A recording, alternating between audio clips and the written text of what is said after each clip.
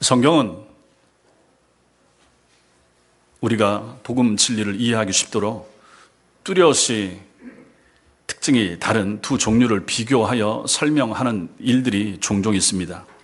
그래서 좁은 문과 넓은 문도 마찬가지고 양과 염소, 알곡과 가라지, 큰아들, 둘째아들, 낮과 밤, 빛과 어둠, 이런 것들이 다 우리에게 진리를 가르쳐 주기 위하여 쉽게 하나님께서 설명하시기 위하여 말씀 속에 집어넣은 내용들입니다. 정답과 정답이 아닌 것을 비교하여 쉽게 풀어줌으로 인하여 어리석은 사람이나 심지어 아이들이라 할지라도 복음의 비밀을 잘 깨달아 알 수 있도록 하나님께서 그렇게 하신 것입니다.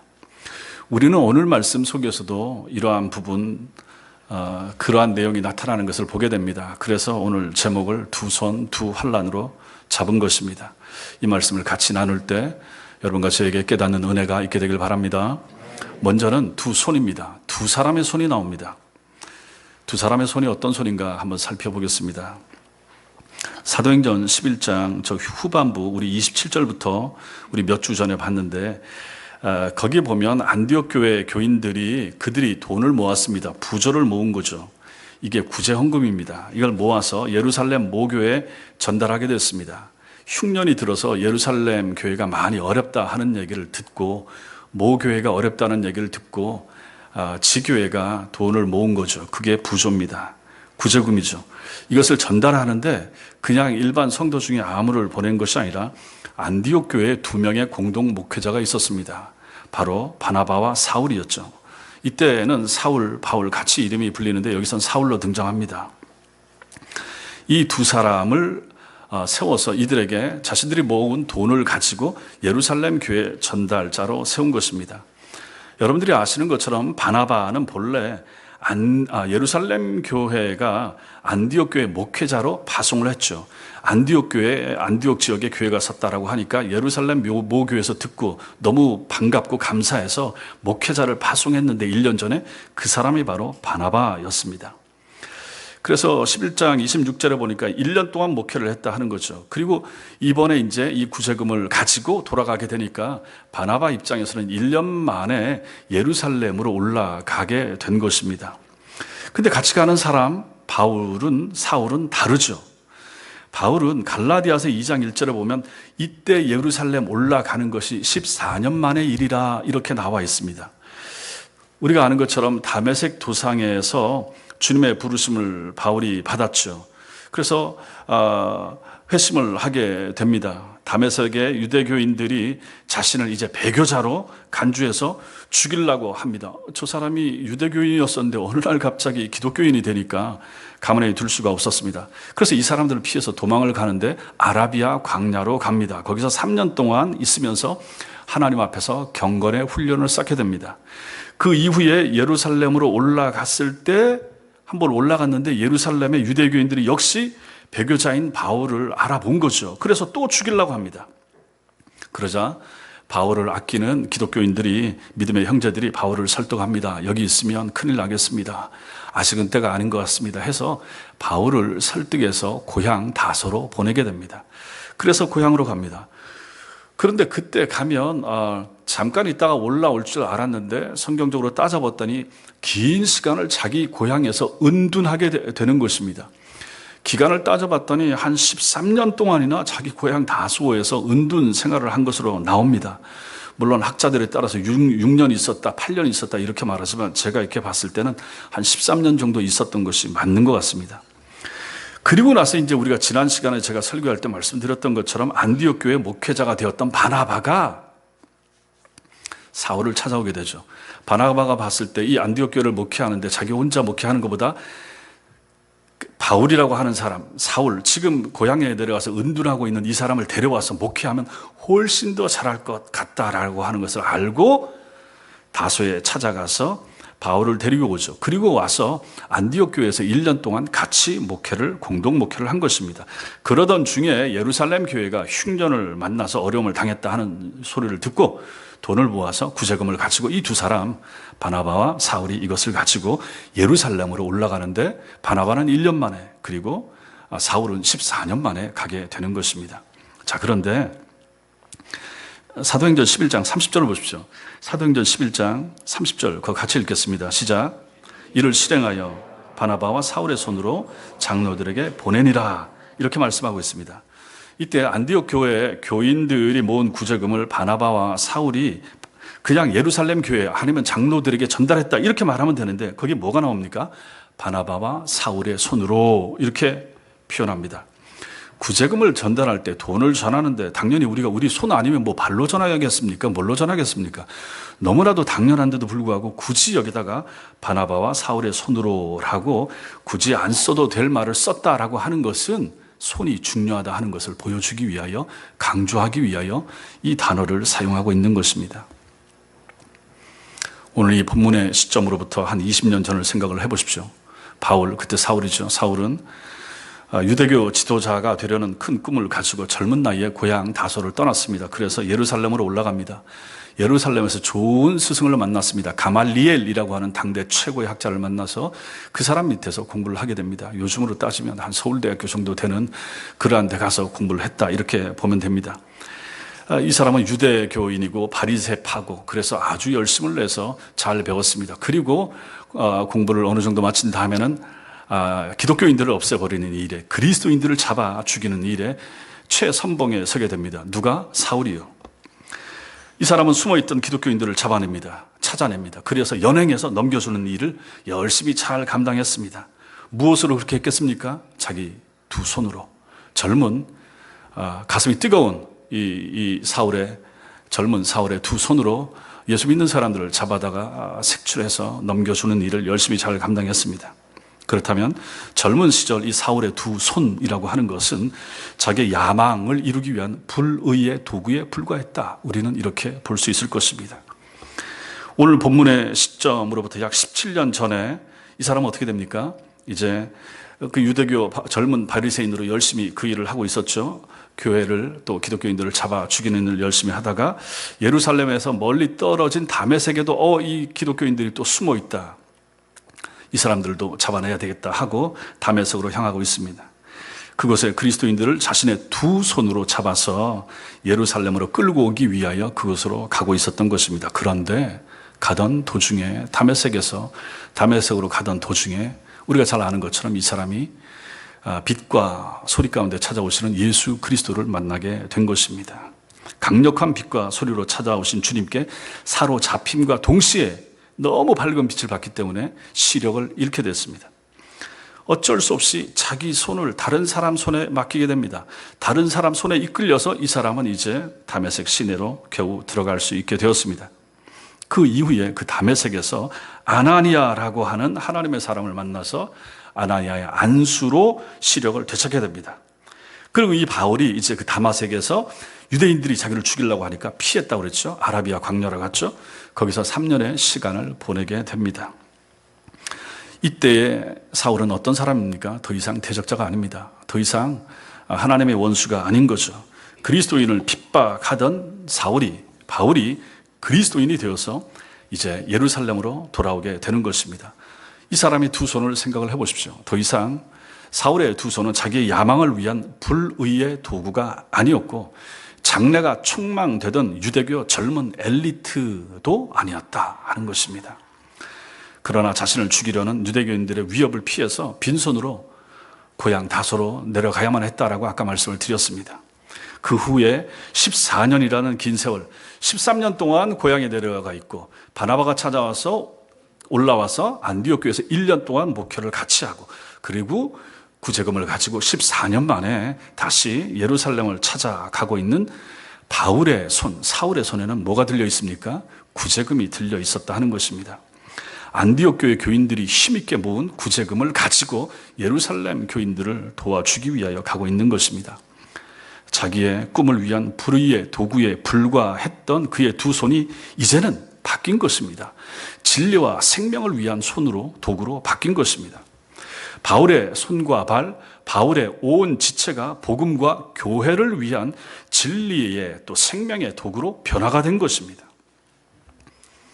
이 바울이 로마서 6장 13절에서 권면합니다. 로마서 6장 13절. 전사님 말씀 띄워주십시오. 같이 읽겠습니다. 시작. 또한 너희 지체를 불의의 무기로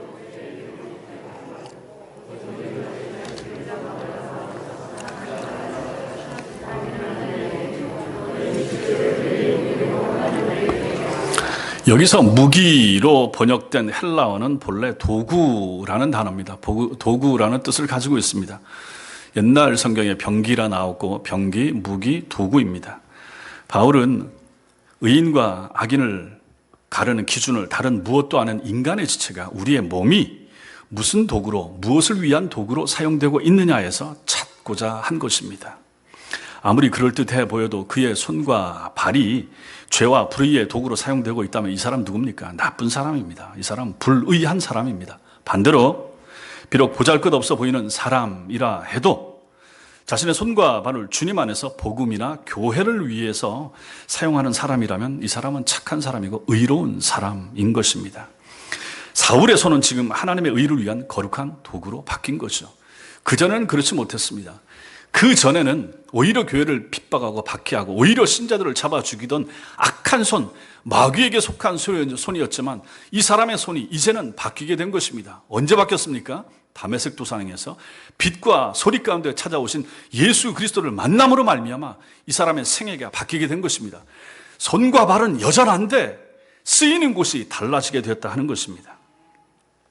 반면에 이 사울의 손과 전혀 다른 손을 가진 사람이 오늘 성경에 나옵니다. 누굽니까?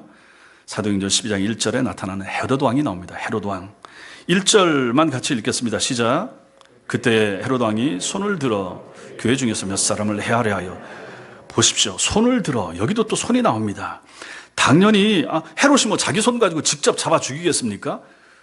군사들한테 부하들한테 시키겠죠. 그럼에도 불구하고 이 지시를 내리는 이 사람의 행위를 이 사람의 손, 악한 사람의 손, 헤롯의 손, 이것을 강조하고 있는 것입니다. 그의 손을 들어서 사도들을 죽이고 투옥하는 악행을 저지른 것입니다. 이 사람의 손, 헤롯의 손은 사단의 도구로 사용되고 있는 것입니다. 일평생 더러운 욕망과 불의로부터 벗어날 마음이 조금도 없었던 사람의 손입니다. 그런 삶을 이어가다가 사도행전, 이제 나중에 보겠지만 사도행전 12장 23절에 보니까 결국 하나님의 손에 의하여 헤롯이 죽음을 당하는데 벌레에게 먹혀서 벌레를 통하여 하나님께서 그를 징계해버리고 맙니다. 참된 성도는 욕심과 불의에 눈 멀었던 삶으로부터 돌이킨 사람입니다. 그것이 가능한 것은 예수님께서 십자가를 통하여 우리의 손과 발을 새롭게 만들어 주셨기 때문입니다. 주님의 손이 못 박힐 때, 십자가에 못 박힐 때 우리의 더러운 손도 함께 못 박아 주셨고, 주님의 두 발이 십자가 위에서 못 박히실 때 추악하던 여러분과 저 우리의 두 발도 함께 못 박아 주셨기 때문입니다. 이 사실을 믿는 사람만 바울처럼 자신의 손과 발을 진리와 생명의 도구로 또 의의 무기로 주님의 지체로 하나님께 드릴 수 있게 되는 것입니다. 그렇다면 생각을 해보십시오. 여러분의 두 손은 어떤 용도로 지금 사용되고 있습니까? 여러분의 두 다리는 지금 무엇을 위해서 그토록 바쁘십니까? 여러분의 지체는 어디에 사용되고 있습니까? 당연히 우리가 신자고 당연히 우리가 세례를 받았으니까 당연히 주를 위해서 사용되리라 생각할 수 있지만 꼭 그런 것은 아닙니다. 여러분의 과거를 한번 되돌아보십시오. 20년 전과 비교하여 여러분의 지체는 지금 얼만큼 변해 있으십니까? 예수 믿었던 초창기와 지금은 어느 정도 얼만큼 많이 차이가 나고 있습니까?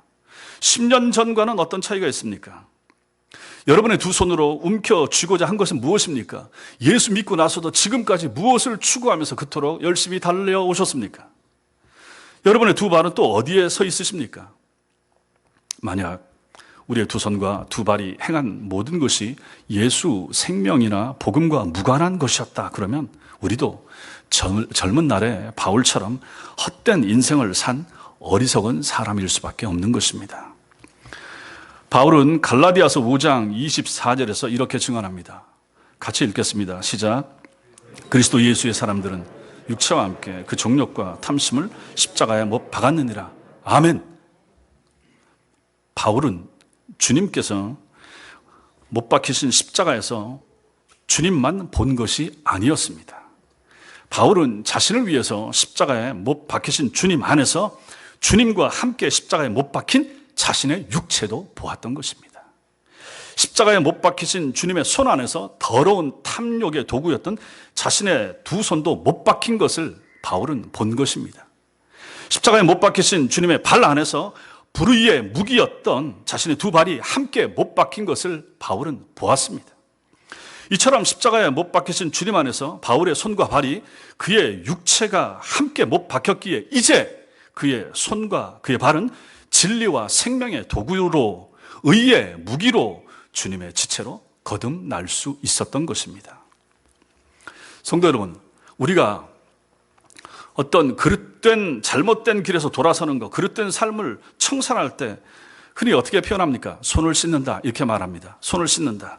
아니면 거기서 발을 뺀다 그럽니다. 이건 거의 모든 경우에 부정적인 면에서 그렇게 사용될 것입니다. 도박하다가 손 씻습니다.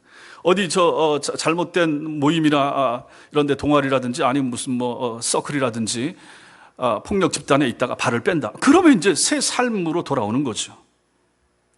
손과 발은 단순히 몸의 일부일 뿐인데 왜 손을 씻고 발을 빼는 것이 그릇된 삶의 청산을 의미하겠습니까? 한 인간이 어떤 사람인지 어떤 삶을 사는지는 그의 손이 무엇을 향하고 그의 발이 어디에 서 있는지에 의해서 판가름 나기 때문에 그런 것입니다. 내 손으로 무엇을 잡고자 하느냐, 내 발이 어떤 사람들과 함께 그 자리에 그곳에 가 있느냐, 이것을 보면 이 사람의 삶이 무엇을 추구하는지, 어떤 자리에 서 있는지 우리는 알게 된다 하는 것입니다. 너무너무 쉬운 문제입니다. 그 반대 개념은 뭐겠습니까? 손을 잡다, 발을 들여놓다 이렇게 되지 않겠습니까? 예수의 손을 잡다, 교회의 발을 들여놓다, 이것은 너무너무 행복한 소리가 되는 것입니다. 너무너무 감사한 말입니다. 여러분과 제가 예수의 손을 잡았습니다. 아니, 예수의 손이 보입니까? 안 보이죠. 예수의 손을 잡다, 그분을 내 마음속에 영접하고 모셔드리다 하는 것입니다. 보이지 않는 영적인 눈으로, 영적인 손으로 주님의 손을 잡는 것입니다. 교회의 발을 들여놓다, 믿음의 길을 가는 것입니다. 신앙생활을 하는 것이죠. 당연히 귀중한 일이고 얼마나 복된 일입니까? 여태까지의 걸음과 가던 방향과 완전히 달라지는 거예요. 여태까지 잡고자 하는 것, 추구하던 것, 돈이라든지 욕망이라든지 쾌락이든지 여기서 손을 떼고 다른 것을 추구하는 것, 다른 것을 잡는 것, 다른 곳에 내 발을 밀어넣는 것, 얼마나 귀중한 일입니까? 오늘 사울이 삶이 완전히 이렇게 바뀌었다 하는 것입니다. 그러나 헤롯은 그러지 않았습니다. 그냥 욕망을 위하여, 그냥 로마에 잘 보이고, 그래서 로마 황제에게 잘 보여서 그 자리를 오래도록 차지하고 싶어서, 그래서 예수 믿는 사람들을 잡아 죽이는 일에 열심을 내고 했던 사람, 그 사람이 헤롯입니다. 그 사람의 손과 그 사람의 삶과 그 사람의 발은 완전히 사울의 손과 사울의 발과 사울의 인생과는 달랐던 것입니다. 여러분과 저는 어찌 해야 되겠습니까? 우리가 손을 내밀었다, 우리가 발을 들여놨다, 이것은 뭡니까? 회심했다는 얘기입니다. 중생했다는 얘기입니다. 정말로 이것이 중요하고 중요합니다. 교회 나오는 이유, 목적이 무엇입니까? 예수 그리스도를 만나기 위해서 아닙니까? 아니, 예수가 보입니까? 하나님이 보입니까? 성경을 통해서 우리는 보고 믿는다는 사람들 아닙니까? 그래서 교회 오셔서 여러분과 저는 손을 내밀어서 우리 주님의 손을 잡으셔야 됩니다. 교회에 발을 들이밀고 들어온 다음부터는 믿음의 길에서 벗어나지 않도록 이 길로 열심히 잘 충실하게 달려가는 하나님의 사람들이 되셔야 되는 것입니다. 이것은 저절로 되지 않습니다. 이것은 우리가 무슨 에스컬레이터 탄 것처럼, 엘리베이터 올라탄 것처럼 저절로 올라가고 저절로 원하는 곳에 안 가십니다. 열심히 달리셔야 됩니다. 삐끗하면 다른 길로 가 있습니다. 그 길이 좁습니다. 넓은 문이 있고 좁은 문이 있고, 넓은 길이 있고 좁은 길이 있습니다. 저기는 화려해 보입니다. 많은 사람들이 가는 길입니다. 꽃길 같아 보입니다. 탄탄대로 같아 보입니다. 그런데 우리 주님이 그 길로 가지 말라고 말씀하지 않았습니까? 신앙생활 여태까지 해오신 분들 얼마나 힘들었습니까? 기도하는 거 쉽습니까? 전도하는 거 어렵지 않습니까? 교회 일하고 봉사하면서 욕도 먹기도 하고 마음도 상하기도 하고, 이게 쉬운 일이 아닙니다. 안 하고 싶은 순간도 얼마나 많습니까? 직분 그만하고 싶은 순간들 있지 않습니까? 그 좁은 길 아닙니까? 그렇다고 포기할 수 있겠습니까? 거기서 내려서면 되겠습니까? 아니, 우리 주님 손 놓으면 되겠습니까? 말도 안 되는 거죠. 여러분의 손과 발, 온몸이 하나님의 도구, 하나님의 무기로 잘 쓰임 받을 수 있게 되길 바랍니다. 앞으로도 마찬가지입니다. 여러분들이 잡았던 예수 그리스도의 손 놓으면 안 되죠. 놓으면 지옥입니다. 놓으면 끝장입니다. 죽는 것입니다. 우리의 발도 마찬가지입니다. 이 신앙의 길, 이 믿음의 길, 여기서 벗어나면 어찌 되겠습니까? 안 됩니다. 열심히 잘 달려가셔야 됩니다. 그런 하나님의 사람들 다 되시기 바랍니다. 두 번째로 우리는 오늘 말씀에서 두 사람이 환난을 받는 것도 보게 됩니다. 두 사람의 환난. 오늘 2절 말씀 보면 요한의 형제 야고보를 칼로 죽이니 1절에 헤롯 왕이 손을 들어서 교회 중에서 몇 사람을 해하려 하여 요한의 형제 야고보를 칼로 죽였다. 야고보의 순교 사건이 나옵니다. 사도행전 7장에서 유대교인들의 돌에 맞아 죽은 기독교 최초의 순교자는 스데반입니다. 스데반이 기독교 역사상 최초의 순교자라면 헤롯 왕에게 목베임을 당한 야고보는 순교한 최초의 사도가 됩니다. 야고보는 요한복음을 기록한 사도 요한의 형제요 세베대의 아들입니다. 자신의 손을 들어서 야고보를 목 잘라 죽인 이 본문에 나오는 헤롯 왕, 이거 제가 밴드에 올렸죠. 여러분 부탁드립니다. 밴드에 올리는 내용들 보십시오. 읽으셔야 됩니다. 이 헤롯 왕은 예수님께서 태어날 때 왕이었던 헤롯 대왕의 손자입니다. 헤롯 대왕의 손자인 헤롯 아그리파 1세입니다. 유대를 다스렸던 헤롯 대왕은 정통 유대인이 아닌 이두메인이었습니다. 이두메인은 아브라함의 아들인 이삭의 쌍둥이 아들 중 첫째인 에서의 후손으로서 성경은 에돔 족속이라 이렇게 부릅니다. 이 이두메인들은 자신들도 아브라함의 피를 이어받은 아브라함의 후손들이라 생각하고 유대인들과 별반 다르게 생각하지 않지만 정통 유대인들의 생각은 다릅니다. 이삭의 둘째 아들인 야곱의 후손만을 정통 유대인으로 간주하던 유대인의 관점에서 보면 그냥 에돔인들, 이두메인들은 그냥 이방인에 불과했습니다. 따라서 이두메인인 헤롯 대왕이 유대인의 왕위에 올랐다라고 하는 것은 유대인이 아닌 이방인이 유대인의 왕에 된 것을 의미했고, 이것이 가능할 수 있었던 것은 당시에 이스라엘이 로마 제국의 통치하에 있었기 때문입니다. 타고난 정치꾼이었던 헤롯 대왕은 로마 황제의 환심을 얻어서 이방인이면서도 유대인의 왕이 될 수 있었던 것입니다. 이렇게 세워진 헤롯 왕조였기 때문에 헤롯 대왕은 자신이 통치하던 기간 내내 로마 제국의 신임을 잃지 않기 위해서 유대인들로부터 혈세를 짜내서 로마 제국에 바치기 위해서 갖은 노력을 다했으며, 자기 왕권에 대한 유대인들의 도전이 있다 그러면 무자비하게 핍박하고 제압을 했던 것입니다. 이 사람이 헤롯 대왕이 예수님께서 태어날 당시에 별을 보고 예루살렘을 찾아온 동방박사들로부터 유대인의 왕이 태어났다 하는 이야기를 듣고 이 사람이 뭘 했습니까? 해당 지역의 2살 이하 남자아이들 다 싹 죽여버렸습니다.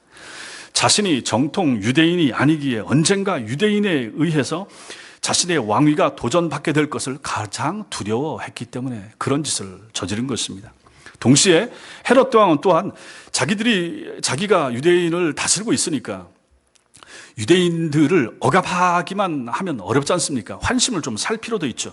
그래서 유대인들의 환심을 사기 위해서 중요한 일을 하나 합니다. 그것이 뭐냐면 성전을 재건하는 것입니다. 예루살렘 성전 보수 공사를 강행한 것입니다. 여러분, 성전은 솔로몬이 지었습니다. 솔로몬 성전, 이것을 예루살렘에 있으니까 예루살렘 성전 이렇게 부릅니다. 또 이것을 달리 부르면 제1성전이라 이렇게 부릅니다. 이 솔로몬이 지었다가 이게 이제 바벨론의 나라가 망하지 않습니까? 그리고 망하고 솔로몬 성전도 다 뜯기고 허물어집니다. 그래서 바벨론 포로 잡혀갔다 돌아온 이스라엘 백성들이 다시 그 성전을 재건합니다. 그들의 중심에는 항상 성전이 있잖아요. 그래서 이것을 재건한 것이 주전 516년이 됩니다. 이때 재건한 성전을 가지고 제2성전이라 부르거나 혹은 이것을 주도한 사람이 스룹바벨입니다. 그래서 이 성전을 스룹바벨 성전 이렇게 부릅니다.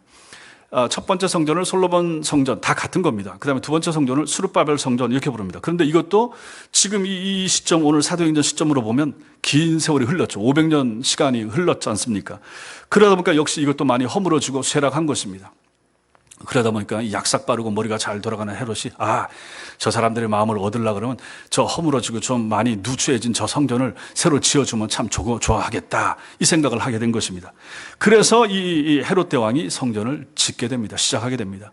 주님 오시기 전부터 시작해서 이것이 한 82년 동안 지어집니다. 긴 시간. 그러나 이것도 의미 없는 것이 지어지고 나서 짓고 나서 7년 후에 그때가 주후 70년이 됩니다. 로마 장군 티투스가 들어와서 싹 허물어 버립니다. 이것은 제가 전에 사도행전에서 설교했기 때문에 긴 말씀 안 드리겠습니다. 어쨌든 이 헤롯 대왕이 이것을 다시 재개축, 증축, 리모델링 했기 때문에 이것을 헤롯 성전이라고 부릅니다. 똑같은 성전인데 솔로몬 성전, 스룹바벨 성전, 헤롯 성전 이렇게 부르는 거죠. 자, 이 일을 하나 벌려놓고 또 이제 이 사람이 이 일을 하나 벌립니다. 유대인들의 마음을 얻기 위하여. 그것이 무엇인가? 오늘 2절, 3절에 나왔던 것처럼 유대인들의 마음을 얻기 위하여 사도 중에서 한 사람인 야고보를 칼로 죽인 것입니다. 그 일을 유대인들이 기뻐했다 이렇게 말합니다. 헤롯 아그리빠는 내친김에 이 사람들이 야고보를 죽였더니 이렇게 좋아하네. 야, 그래? 그러면 제자들 중에서 우두머리인 수제자인 베드로를 죽이면 훨씬 더 좋아하겠네. 그래서 베드로를 잡았습니다. 잡아서 감옥에 가두었습니다. 헤롯이 베드로를 즉시 죽이지 않은 것은 못 죽인 겁니다. 그때가 마침 유대인 최고의 명절인 유월절 절기가 시작되는 무교절 기간이었기 때문입니다. 이 기간에는 어떠한 재판이나 어떠한 처형도 엄격히 금지하고 있었기 때문에 못 죽이고 이 절기 끝나면 그때 죽이리라 하고 감옥에 집어넣은 것입니다. 이때의 사건을 우리가 아까 읽었습니다. 6절부터 11절까지 내용이 바로 그 부분을 보여주고 있는 것입니다. 베드로를 사형에 처하기 전날 밤 한 조를 이룬 4명의 군사 중에서 2사람은 베드로가 갇힌 감방 바깥에 보초를 서 있고 나머지 2사람은 감방 안에서 베드로 왼편 오른편에 자기 손을 같이 묶어서 함께 같이 자고 같이 움직일 정도로 이렇게 삼엄하게 베드로를 지키고 있었습니다.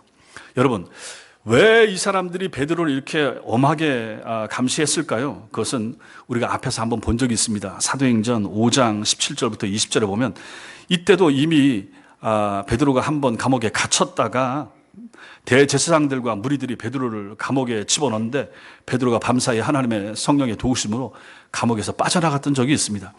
이것을 알던 사람들이기 때문에 이제는 정말로 빠져나가지 못하도록 하기 위해서 이렇게 삼엄하게 지키고 있는 것입니다. 이런 상황에서 문 바깥에서 2사람이 있고 문 안에 베드로 양옆편에 자기 손들을 같이 묶고 이렇게 누워 자고 이렇게 있는데 이거 어찌 빠져나갈 수 있겠습니까? 그런데 이것도 하나님께서 천사를 보내서 이 일을 가능하게 했다 하는 얘기가 6절부터 11절까지 나타나고 있는 것입니다.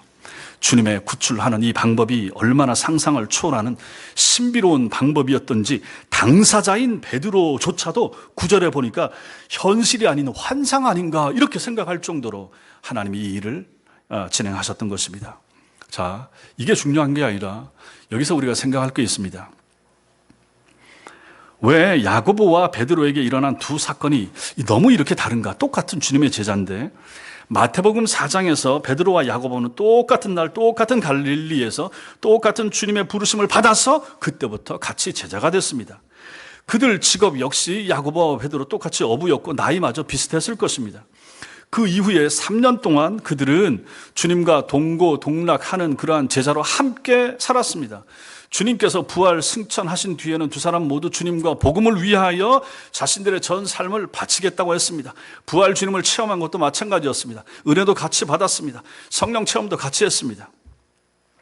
그런데 야고보는 헤롯 아그리빠의 칼에 맞아서 목이 떨어져서 죽은 반면에 베드로는 야고보를 죽인 바로 그 헤롯 아그리빠 왕으로부터 처형당하기 전날 신비스럽게 짝이 없는 주님의 손길에 의해서 감옥에서 구출된 것입니다. 여러분 생각을 해보십시오. 그러니까 성경을 그냥 읽지 마시고 이런 부분도 질문을 하면서 한번 읽으시라는 거죠. 야고보 입장에서 한번 생각을 해보십시오.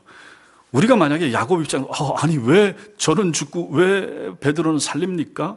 이렇게 묻고 싶지 않겠습니까? 이거 얼마나 불공평한가 이런 마음이 들 수도 있습니다. 왜 주님께서는 야고보가 참수형을 당하는 것은 그냥 내버려 두시고 베드로는 참수형 당하기 직전에 그처럼 극적으로 구원을 해 주신 것인가? 하나님께서 같은 사도라 해도 베드로가 수제자라고 거기를 너무 편애하시는 거 아닌가? 아니면 야고보에게 구원받을 만한 충분한 믿음이 좀 부족했는가? 그렇지 않습니다. 하나님의 편애하심도 아니고 하나님의 능력의 부족도 아니고 야고보에게 허물이 있어서도 결코 아닙니다. 각 사도들을 향한 하나님의 맡기신 사명이 다르고 주를 위한 헌신의 방법이 다르기 때문입니다. 아마도 야고보를 죽게 내버려 두신 것은 그의 순교의 피를 통해서 복음이 자랄 수 있는 토양을 만들고자 하셨기 때문에 그랬을 수 있다 생각할 수 있습니다. 반면에 베드로는 조금 더 살아서 막 태동한 초대교회를 든든히 세워야 할 사명이 있었기 때문일 것으로 우리는 이해해 볼 수 있습니다. 근데 보십시오. 이때는 베드로가 살아났지만 결국에는 베드로도 나중에 시간이 흘러서 순교로 그의 생을 마친 것으로 전해지고 있지 않습니까? 결국 두 사도는 모두 거룩한 순교의 제물로 하나님께 바쳐진 것입니다. 베드로는 자기 욕망을 위해서 불의를 행하다가 감옥에 갇힌 것이 아니라 유대인들이 십자가에 못 박아 죽였던 예수님께서 죽음을 깨뜨리고 부활하신 그리스도시요 하나님이시다 하는 것을 증언했기 때문에 잡혀서 감옥에 들어간 것입니다. 베드로의 이런 증언을 예수님을 십자가에 못 박아 죽였던 유대교인들이 너무너무 싫어하는 거죠. 헛소리한다. 저놈, 저 예수 제자 저놈 가만히 둬서 안 되겠다. 그렇게 부정하고 미워했기 때문에 그것을 잘 아는 헤롯이 그 유대인들의 비위를 맞추고자 베드로마저 잡아 집어넣었던 것입니다. 유대교인들은 그들이 죄인으로 못 박아 죽인 예수가 부활했을 리도 없지만 나사렛의 가난한 목수의 아들이었던 예수가 이 땅에 오신 메시아일 리가 없다라고 그들은 확신하고 있었던 것입니다. 그러나 예수님의 부활에 대한 증언 때문에 투옥되었던 베드로가 바로 그 부활 주님에 의해서 감옥으로부터 구출되고 있지 않습니까? 이것은 유대교인들의 그릇된 확신과는 달리 주님께서 정말 죽음을 깨뜨리고 부활하셨다라고 하는 가장 분명한 부활의 증거가 되는 것입니다. 주님께서는 부활을 증언한 베드로조차 믿지 못했을 정도로 신비스러운 방법으로 그를 감옥에서 구해내심으로써 당신께서 부활하셨다 하는 것을 이렇게 친히 증명을 해 보여주신 것입니다. 야고보 사도 역시 부활하신 주님의 증인으로 살다가 사도 중 처음으로 순교의 제물이 되었습니다. 자, 이 두 경우에서 보는 것처럼 성도 여러분 보십시오. 죽고 사는 문제가 형통함이나 고난의 문제 이런 것들은 하나님의 편애, 하나님의 능력 이거하고 여기에 관계된 문제가 아니라 하는 것을 보게 됩니다. 그래서 오로지 하나님의 목적, 하나님의 섭리와 관계가 됩니다. 일반적으로 하나님께서는 자기 백성은 돌보시고 보호하시지만 당신의 원대한 큰 목적에 따라서 때로 고난이나 죽음을 당신의 백성에게 허락하기도 하십니다. 다릅니다. 그러므로 우리는 우리가 고난을 당하거나 위기에 처해 있다라고 해서 하나님의 사랑을 의심한다든지 나는 덜 사랑하는가? 왜 저 집은 더 사랑하고 왜 우리 집은 안 그런가? 이렇게 하나님의 사랑을 비교해서는 안 된다는 것입니다. 다 다릅니다. 은사가 다른 것처럼 살아가는 방식이 다 다릅니다. 예수 믿는 방식도 다 다릅니다. 하나님의 교회에서 일을 맡아 감당하는 것도 다 다릅니다. 이것을 우리가 인정할 필요가 있어요. 왜 자꾸 다른 사람하고 비교를 합니까? 왜 저 사람이 받은 복을 나도 우리 가정도 우리 아이들도 꼭 받아야 한다고 생각하십니까? 그렇지 않습니다. 오늘 이런 모습 보십시오. 왜 야고보는 묵 잘라 죽였는데 왜 베드로는 풀어 나오게 하십니까? 우리가 그걸 어찌 다 알겠습니까? 우리는 그러한 것에 대하여 결국은 천국에 들어가서야 비로소 정확한 답을 알게 될 것입니다. 우리가 살아가는 인생의 삶의 모습도 마찬가지입니다. 우리가 교회를 섬기면서도 마찬가지입니다. 하나님의 섭리, 하나님의 목적이 다 다르기 때문에 그렇다 하는 것을 우리가 바로 알고 인정하는 것이 필요합니다. 오히려 여러분과 저에게 필요한 것은 무엇입니까? 하나님, 나를 향한 하나님의 뜻이 무엇입니까? 우리 가정을 향한, 우리 아이들을 향한 하나님의 뜻이 무엇입니까? 끊임없이 그걸 물으셔야 되는 거죠. 알기 위하여, 깨닫기 위하여, 깨달았으면 그 길로 가기 위하여, 잘 달려갈 수 있길 위하여, 우리 아이들이 그러한 뜻을 깨달은 하나님의 사람으로 잘 살아내길 위하여, 좀 세상적인 관점을 내려놓고 세상적인 방식을 내려놓고 왜 세상에서 형통하고 잘 되는 것을 부러워하면서 그러한 방식을 교회 안에 가지고 들어와서 우리도 저렇게 돼야 되는 것처럼 저렇게 돼야 하나님의 복을 증명받는 것처럼 생각하시느냐 하는 것입니다. 아닙니다. 다릅니다. 이 사람들을 비춰 야고보는 이렇게 목 잘려 죽였으면 일반적으로 봤을 때 복 받지 못했네. 저렇게 일찍 죽다니 그렇게 생각하기 쉽지 않습니까? 아니잖아요. 여러분과 제가 관점을 바꾸는 것이 필요합니다. 항상 성경을 통하여 우리의 생각을 고쳐야 됩니다. 교회 안에도 성경 가운데 설교 중에도 많은 세상적인 것들이 얼마나 많이 들어와 있습니까? 인본주의적인 것이 얼마나 많이 들어와 있습니까? 고지를 점령해야 되고 승리해야 되고 형통해야 되고 잘 돼야 되고 항상 이런 것들 너무 많이 들어왔기 때문에 신자라면, 예수 믿는다면, 교인이라면 이래야 된다라고, 복 받아야 된다라고 하는 이러한 인식 가운데 성경을 제대로 보지 못하고 성경을 우리에게 정확하게 적용하지 못하는 경우가 얼마나 많습니까? 성경을 성경대로 보고 이 성경을 기록하신 성령이 원하시는 뜻이 무엇인가를 바로 알고 우리의 삶에 적용하는 것이 그래서 그토록 중요한 것입니다. 사랑하는 성도 여러분, 이처럼 성도들의 삶의 형편은 전부 다릅니다. 예수를 믿게 되면 모두 일률적으로 하늘의 복을 받아야 한다든지 비슷한 사역의 길로 달려가야만 하는 것 결코 아닙니다. 우리는 하나님의 일하심을 결코 다 이 땅에서는 알 수가 없습니다. 하나님이 누구에게는 날 때부터 어떤 장애를 갖고 태어나게 하시지만 누구에게는 다른 사람이 가질 수 없는 탁월한 능력, 운동 능력 이런 것을 갖고 태어나기도 하십니다. 하나님의 뜻입니다. 누구는 유복한 가정에서 태어나기도 하시지만 누구는 가장 열악한 환경에서 태어나기도 하십니다.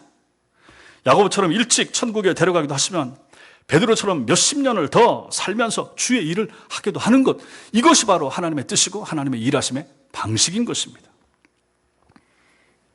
중요한 것은 주를 위해서 사는 것, 이것입니다. 주를 위해서 사는 것. 야고보도 일찍 갔지만 주를 위해 살다 갔습니다. 베드로는 좀 더 살았지만 그도 자기 욕심 때문에 오래 살지 않았습니다. 주를 위하여 오래 살았습니다. 우리의 손과 발이, 우리의 온 지체가 의의 무기와 도구로 하나님께만 드려져야 됩니다. 바울은 우리가 살아도 주를 위하여 살고 죽어도 주를 위하여 죽나니 그러므로 사나 죽으나 우리가 주의 것이라고 고백을 했습니다. 성도 여러분, 여러분도 주의 것, 저도 주의 것, 우리는 다 주의 것입니다. 내 것 없습니다. 내 인생은 나의 것, 마귀가 하는 소리입니다. 아이들 속에 가능성을 찾아내야 되고 발견을 해야 되고 이러한 인본주의적인 생각이라든지 포스트 모더니즘 세상에서 살아가는 이 시대에 네가 네 인생의 주인이고 네 인생은 네가 개척하고 이러한 소리를 우리 아이들은 어려서부터 들으면서 자라오고 있습니다. 아닙니다. 우리의 인생은 주님의 것입니다.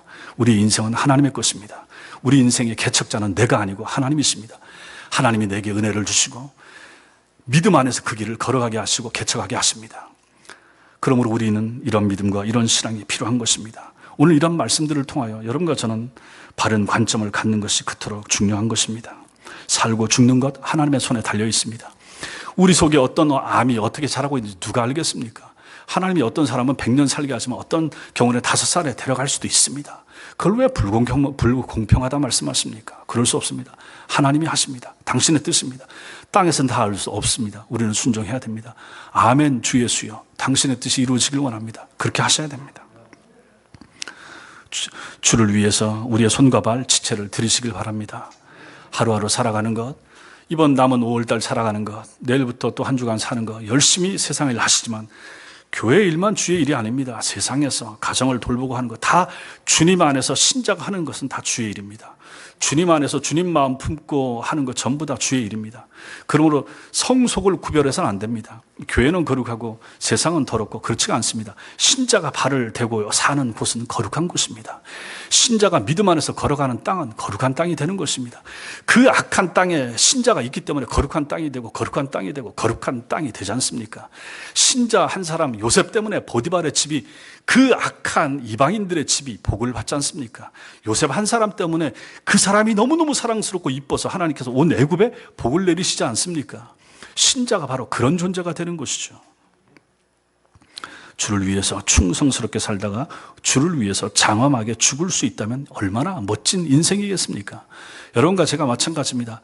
오래 살기를, 건강하여 오래 살기를 굳이 꿈꾸지 마십시오. 예수 잘 믿으면서 오래 살기를, 예수를 확실하게 믿으면서 믿음 안에 살다가 주님이 부르시면 갈 수 있기를, 그것을 꿈꾸시고 그것을 기도하십시오. 제가 자주 말씀드리죠. 믿음 없이, 신앙 없이 오래 사는 거, 믿음 없이 오래 사는 거 저는 저주라고 생각합니다. 신앙이 있어야 됩니다. 믿음 가지고 오래 사셔야 됩니다. 믿음 가지고 기도하면서 오래 사시고, 믿음 가지고 교회 오면서 오래 사시고, 믿음 가지고 교회 오기 위하여 새벽기도 나오면서 오래 사시고, 믿음 가지고 교회를 출입하면서 하나님의 백성들을 위하여 축복기도 해주면서 사는 하나님의 사람들, 그렇게 살아가는 모세 전도 회원들, 그렇게 사시는 장로님, 권사님, 집사님들 되시는 거 얼마나 복입니까? 이게 신자다운 삶이 아니겠습니까? 이것을 위하여 주님이 우리를 불러주지 않았습니까? 여기에 여러분과 저의 삶의 이유와 목적이 있는 것입니다. 이러한 믿음 가지고 살아가는 복된 하나님의 사람들 되시기를 주님의 이름으로 축원합니다. 기도하겠습니다.